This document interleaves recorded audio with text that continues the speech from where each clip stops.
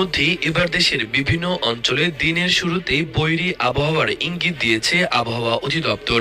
বিশেষ করে নদীপথে চলাচলকারী নৌযানগুলোর জন্য সতর্কতা জারি করা হয়েছে, কারণ কয়েকটি জেলার ওপর দিয়ে বজ্রবৃষ্টি সহ ঝড়ো হাওয়া বয়ে যেতে পারে বলে পূর্বাভাসে জানানো হয়েছে। বুধবার সকালে প্রকাশিত আবহাওয়া অধিদপ্তরের বিশেষ পূর্বাভাস অনুযায়ী দুপুর পর্যন্ত দেশের উত্তর, উত্তর পূর্ব এবং দক্ষিণাঞ্চলের কয়েকটি এলাকায় অস্থির আবহাওয়া বিরাজ করতে পারে। এসব অঞ্চলে আকস্মিক দমকা হাওয়া, বজ্রপাত এবং বৃষ্টির সম্ভাবনা রয়েছে।